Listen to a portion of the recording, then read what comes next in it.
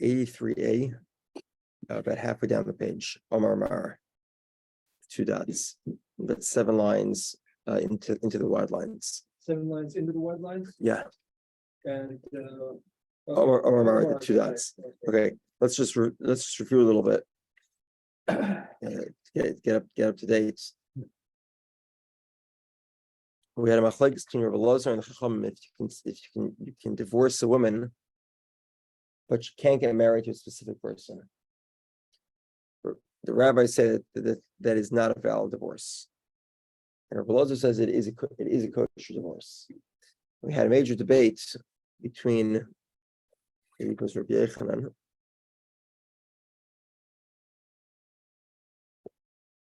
It was effectively Rabbi Yossi, Rabbi Yehudah, and Rabbi Yehudah Hanasi. This debate between Rabbi Elazar and the Chachamim, is it talking about almanas or is it talking about chutz? Did he make an exception or a condition? According to the Mishnah, he made an exception.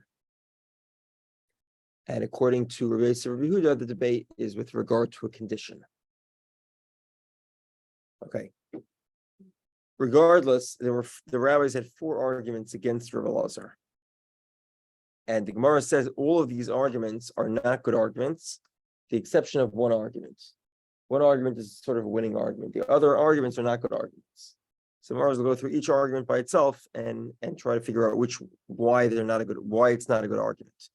Okay, and the point of the 4 arguments is basically to point out that Rabbi Elazar's position is very difficult to understand.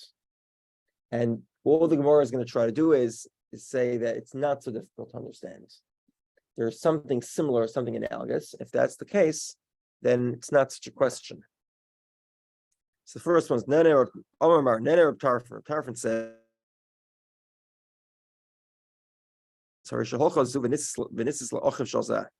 somebody went ahead and got married to the brother of.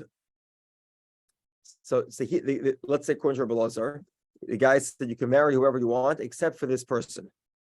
Then he went ahead and she went ahead and got married to that guy's brother, who may and she dies without children. He's getting rid of the possibility of yibum here, right? Because when she can't marry that brother because that would violate previous marriage, her previous divorce. Right. So the Gemara says, "Iker, she's being Iker, Iwakar."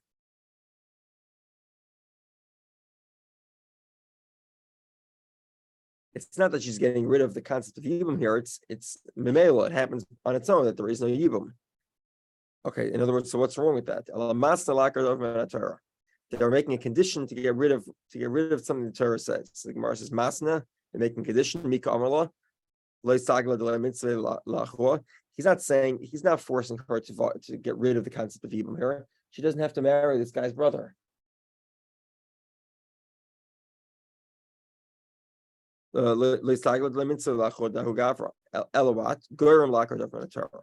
the problem here is he's causing her to get rid of the yibum if she marries this guy's brother. So the Gemara says, hold on a second. Element goyim, you mean to say he causes it because he doesn't allow her to get married to that specific person? Element, if that's the case, if that's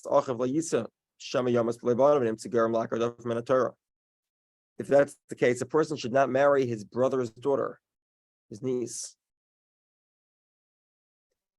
because if he dies, then there won't be yibum. She's an erva. In other words, obviously, there's no problem with goyim lakar daf min haTorah of causing there not to be yibum.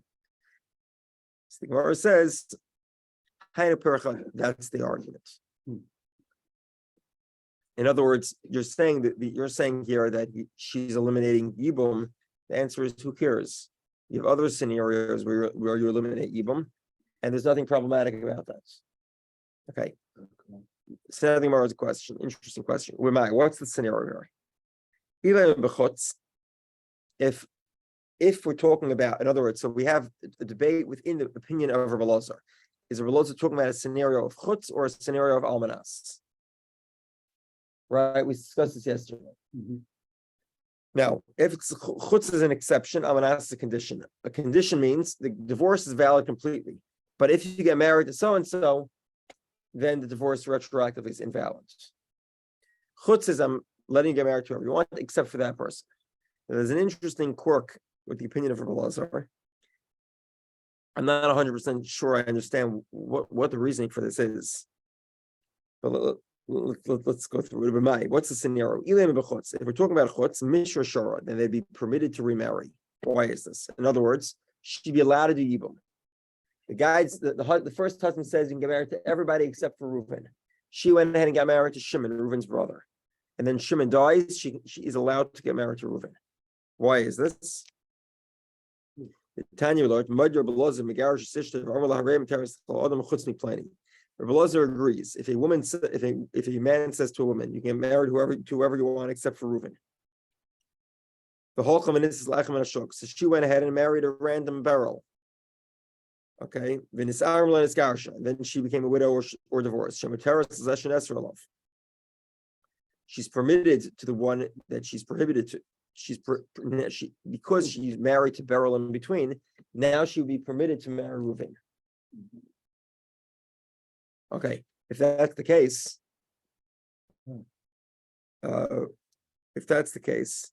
then again, I'm not sure exactly why is it that all of a sudden, if it's an in-between marriage, then, so to speak, the first husband's divorce is complete.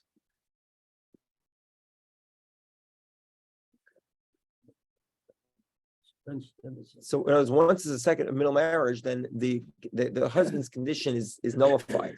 If that's the case, she could do yibum. She's an eligible yibum candidate here because she has another marriage in between. Okay, Elawad, it's ba'almanas.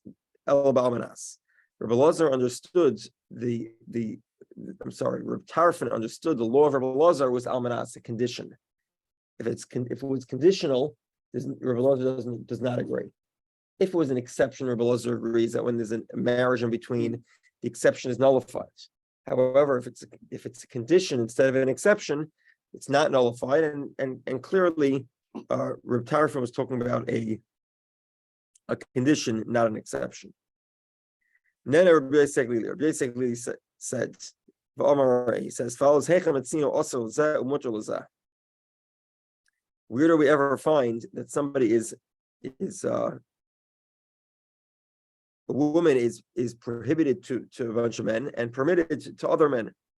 Also, a woman who's prohibited is prohibited, and the woman who's permitted is permitted. A woman who's prohibited because she's married is prohibited to everyone. And whoever is permitted to everyone. Gemara says, such a thing is unheard of. You never heard such a thing about the truma ukachim. Truma and kachim are permitted to kahanim. They're also permitted to the kahanim's wives, even if they themselves are not kahanim. And they're also to everyone else. Okay, Gemara says, no, we're talking about Isser Isha, the prohibition of a woman. Okay, come in. Relationship, close relatives are permitted to everyone and prohibited to a lot of people as well. In other words, this concept that it must be that if a woman's prohibited, she's prohibited to everyone. And if she's permitted to everyone. Really? You never heard of a woman who's prohibited to a small set and permitted to a larger set, or the opposite? All right, it's every relationship. She's prohibited to a small set, permitted to a larger set. Gemara says, "Be'ishus coming through marriage." Okay, every married woman. That's the answer. In other words, every married woman is permitted to her husband, prohibited to everybody else. So, okay, it's true that she's permitted to her husband, but maybe she could be permitted to her husband and to somebody else, and still prohibited to everyone else. In other words, maybe you can give her a divorce. Just like a married woman's permitted to her husband, maybe with regard to a divorce, you can prohibit her to everyone except for a few people, or permitted to everyone except for a few people. Not so difficult. Just like a married woman, she's permitted to her husband. Not so difficult to understand how a woman could be permitted to somebody, permitted to a large population and prohibited to a smaller population. This is the answer. This is why the argument is not a great argument. The Gemara says, okay, but what are we talking about here? Okay, so this is interesting. If he made a condition, I'm divorcing you on condition you're permitted to everyone who you want, except that you're not allowed to, on condition that you don't marry that guy. On condition you don't marry that guy. Now that condition is a marital condition. So the condition you don't marry him. What happens if they have a promiscuous relationship? It does not retroactively invalidate the divorce. So if that's the case, she's not even prohibited to that guy. She's allowed to have a promiscuous relationship with him. There's nothing she wouldn't violate her marriage by doing that. It's only if she marries him that she'd be doing that. So clearly, so the question of, oh, you're permitted to some people, prohibited to everybody. Actually, biznos, you're permitted to everyone. But in terms of promiscuous relationship, she's not a married woman, even with regard to Reuven himself. Ella b'chutz, it's talking about with an exception, where if he makes an exception as opposed to a condition, then she can't even have a promiscuous relationship with Reuven.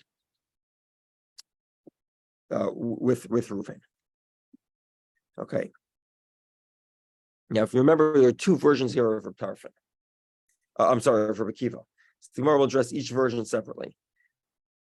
Nana or Rabbi Kiva. Rabbi Kiva is not so easy to knock down. The first one's a little easier. The second one's the Gemara does not have an easy time with. For Abraham, he says as follows: imagine that she goes ahead and she marries somebody, and she has children. Then she gets divorced or she becomes a widow. Her middle marriage, she gets remarried to a kosher person, and that marriage ends. And then she goes ahead and gets married to this Reuven, the guy who's the exception. What's going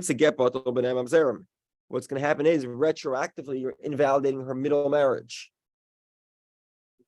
Okay, that can't be. Okay, Gemara says, like, wow, that's so unusual. Let's say in any condition that he made, that the same thing would be true, exactly the same thing. Let's say he made a condition you give me $1 million in 10 years. Okay, and she went ahead and got married immediately, and then she got divorced. Okay, and then 10 years passes and she doesn't give him $1 million. Same problem. Same thing happens. Retroactively, the divorce is invalid and her children are mamzerim.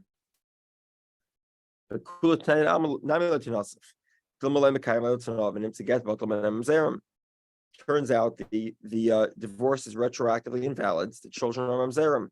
That's the counter argument. Rabbi Kiva's argument is like, wow, that's so unusual. No, it's nothing unusual about it. According to Rabbi Kiva, if she got remarried, got divorced, and didn't fulfill the condition afterwards, whether the condition was don't get married to a specific guy, or the condition was give me $1 million, the same halacha is true. Did I lose you? Yeah, perfect. So Mara says, that's the counter argument. Okay, Umay. What are we talking about here? Notice anyone wants to figure out what we're talking about. Chutz or almanas?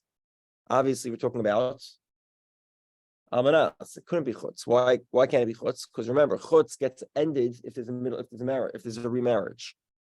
If he makes an exception and she gets remarried to a person she's allowed to get remarried, the condition is nullified. Mr. Rabbi would agree. The Tanya Rabbi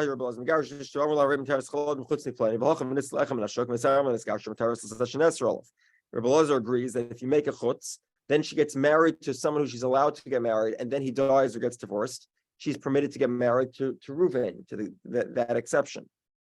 Ella must be almanas. Okay, fine. That one for Rabbi was relatively easy. Now this one's not so easy. Davar acher. Here is the hard one. Imagine the guy who, the Reuven, we'll call him Levi now. We'll call him Aaron. Okay, Aaron was a kohen. She can't get married to Aaron.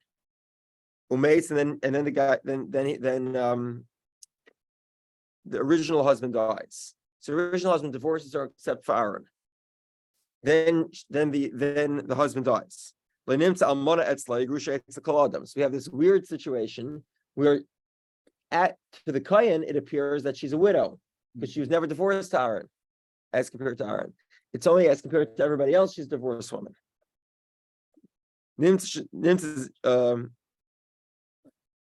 So she's almana etzla, she's a widow as compared to him, but grusha it's a kolada, but compared to everybody else, she's a divorcee. The kal v'chaimer, and as follows. And obviously the kohen can't marry her because the fact that she is considered a divorcee as compared to everybody else is sufficient grounds to forbade her to the kohen. Kal v'chaimer, umagrushi kal asur mishum tzad gerushin shaba. A kohen, the relationship of kohen with a grusha, as we said, is on the scale of severity is minor. It's a lav. It's a prohibition that incurs the penalty of malchus. And yet, because there is a component of gerushin here, meaning that she is considered a divorcee as compared to everybody else in society, except for Aaron. Remember, according to Aaron, she's a widow. She's still prohibited because, look, ultimately speaking, to some people, she's a grusha. So then the same thing should be true with regard to a married woman. Having a relationship with a married woman, which is much more severe, it incurs capital punishment, like Holshkin. It should certainly be the case that nobody should be able to get married to her, because as compared to the Ruvain or the Aaron, she's a married woman. So we should forbade her to everybody. She should be forbidden to get married to anyone because to one person she's considered a married woman.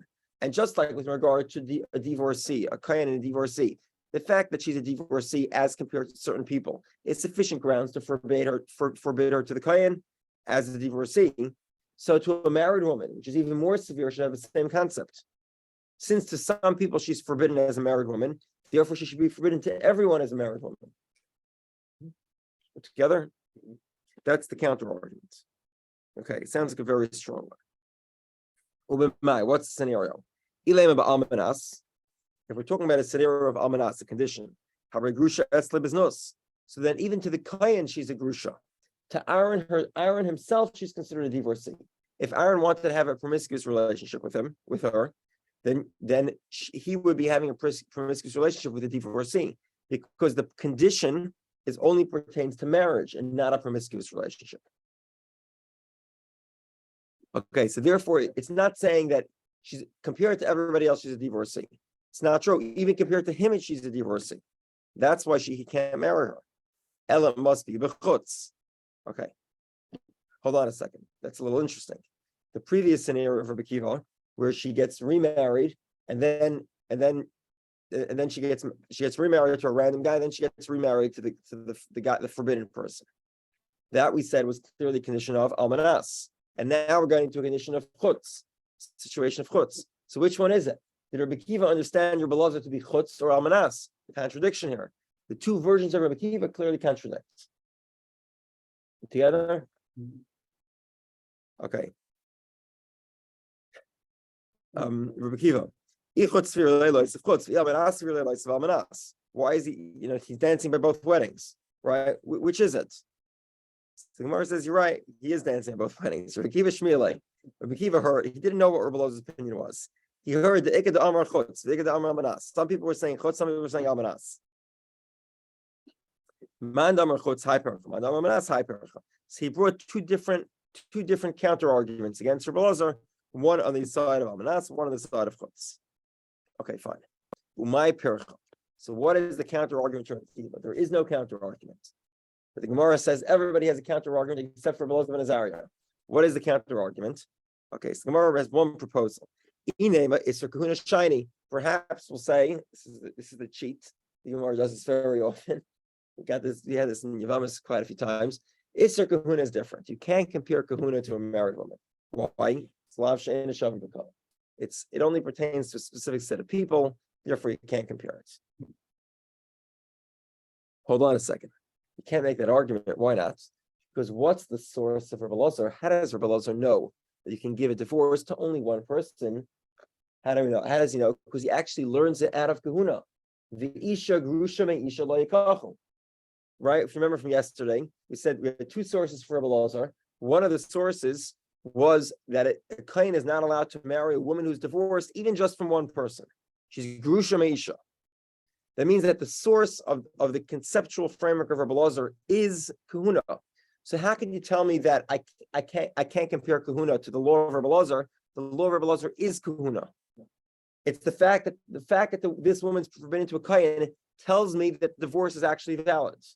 In other words, that a woman who's divorced but she can't marry anybody else, she can't marry a kohen anymore. And that tells me that such divorce is a valid divorce. This is, in other words, what's the source of Rabbi Elazar? The source of Rabbi Elazar is that if a kohen wants to marry a woman who got a divorce that says in it, you're divorced, but you can't marry anyone else, she's forbidden to a kohen, which Rabbi Elazar interprets to mean that she's actually divorced. The divorce was valid, which means that we're comparing the married woman to the laws of kahuna, and we're saying effectively speaking they're the same. And now you want to say, hold on, kahuna is different. It could be kahuna is different, but if that's the case, you wouldn't. Rabbi Elazar's entire argument it falls apart, because the whole Rabbi Elazar's argument is based on the fact that a married woman is compared to a kohen. It's one and the same. The laws that pertain to the definition that pertains to a grusha is the same definition that applies to a regular definition of grusha by a regular married woman outside of kahuna. So that's not going to fly. Okay, so what's the easy solution here? Gemara has two sources, right? One source is from kahuna. The other source was from the Yatzim base. That's by the way the top of Pei and base. We're going to go back up and check it. It's exactly one daf, same location daf earlier.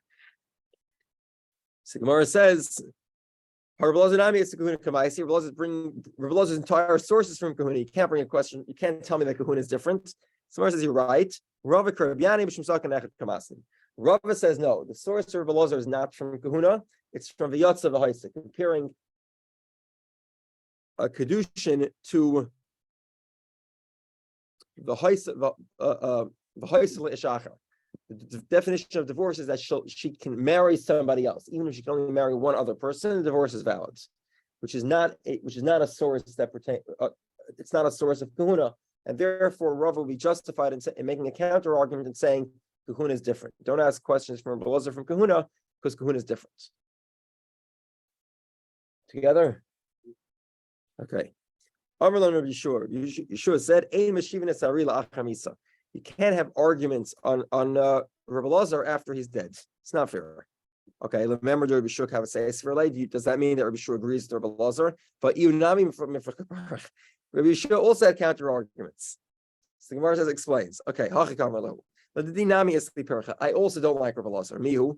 However, it doesn't make a difference how many counter arguments you can stack up. You can't. It's not fair to say here are all the arguments against him when he's not here to defend himself. Okay, my perchad Rabbi Yeshua. What's the counter argument of Rabbi Yeshua? The time Rabbi Yeshua says, what